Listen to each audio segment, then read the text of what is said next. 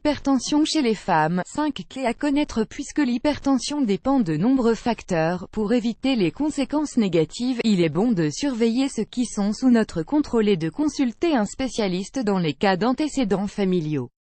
Beaucoup de personnes pensent, à tort, que c'est un problème d'homme. Pourtant, l'hypertension artérielle est un problème qui affecte les deux sexes à égalité. De fait, l'hypertension chez les femmes est une maladie silencieuse qui génère de nombreux problèmes si elle n'est pas diagnostiquée à temps. Il faut savoir qu'avec l'apparition de la ménopause, les femmes ont beaucoup plus de risques que les hommes de souffrir d'hypertension. Il est important de faire des contrôles réguliers avec notre médecin. De plus, il est également essentiel d'avoir chez soi un tensiomètre pour mesurer cet indicateur de santé. N'importe quel effort et investissement représente peu si cela peut sauver notre santé. Dans cet article, nous vous donnons 5 informations sur l'hypertension, dont il faut tenir compte si vous êtes une femme. L'hypertension chez les femmes est de plus en plus fréquente. C'est quelque chose qui, sans aucun doute, attire l'attention et dont il faut se souvenir. Durant des dernières décennies, l'hypertension a augmenté chez les femmes. Les causes pourraient être les suivantes: le fait de fumer, une habitude de plus en plus fréquente chez la gente féminine, le stress au travail combiné à la pression familiale, à la garde des enfants ou de proches dépendants. Tout cela augmente les taux d'hypertension dans ce secteur de la population.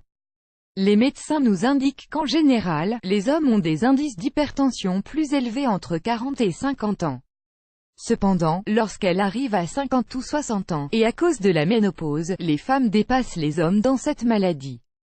2. Les contraceptifs et l'hypertension. Selon plusieurs études, comme celle menée à la clinique Mayo, la pilule contraceptive augmente la pression sanguine chez certaines femmes. Cela est d'autant plus possible si l'on souffre de surpoids. Cependant, il existe d'autres facteurs de risque: avoir plus de 35 ans, avoir des antécédents familiaux d'hypertension. Si, aujourd'hui, vous prenez des contraceptifs oraux, n'hésitez pas à demander à votre médecin les possibles effets secondaires qui leur sont associés. 3. L'hypertension chez les femmes et la ménopause. Pendant la période de reproduction des femmes, leur tension est stable, si elles ne sont pas fumeuses et qu'elles ne sont pas soumises à de gros épisodes de stress. Cependant, lorsque la ménopause naturelle ou chirurgicale intervient, lorsqu'on enlève les ovaires pour des raisons médicales, l'hypertension artérielle augmente chez les femmes. Le manque d'œstrogène est lié à l'augmentation de la tension artérielle. Cela s'explique par une structure très déterminée, l'endothélium. Ce que fait l'endothélium, c'est réguler la dilatation et la contraction des vaisseaux. La tension se maintient stable et nous avons une meilleure qualité de vie. Cependant, avec la ménopause, cette structure réduit son activité. Les parois artérielles sont plus rigides et la pression artérielle augmente. Ce déficit d'œstrogène fait que nous prenons du poids. Ainsi, l'accumulation de graisse au niveau du ventre provoque aussi l'augmentation de la tension artérielle. 4. Symptômes de l'hypertension chez les femmes. Les maux de tête intensifiés le matin et le soir.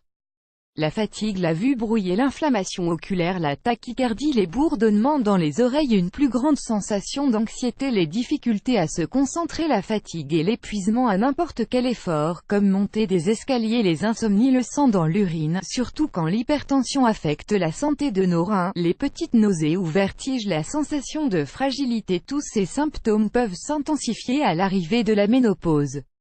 5. Comment traiter l'hypertension? Tout d'abord, il est important de savoir si dans notre famille, et il existe des antécédents en lien avec l'hypertension. Si c'est le cas, mieux vaut en parler avec son médecin et établir des check-ups réguliers. Alors, il est important de mettre en pratique les conseils suivants: éviter le sédentarisme. Marchez, au moins une demi-heure par jour. Si vous êtes fumeuse, arrêtez cette mauvaise habitude. Réduisez la consommation de sel dans votre régime alimentaire, buvez 2 litres d'eau par jour. Commencez la journée avec un verre d'eau au citron.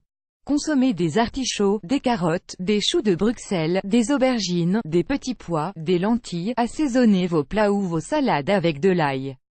Les noix et les bananes sont excellents pour soigner l'hypertension. Petit déjeuner, de l'avoine avec des pommes vertes. Restreignez votre consommation de café ou de thé. Faites attention à vos périodes de stress. Évitez de prendre du poids. Pour conclure, si vous êtes une femme et que vous arrivez au moment de la ménopause, souvenez-vous que c'est une étape clé durant laquelle vous devez avoir un objectif premier, prendre soin de vous.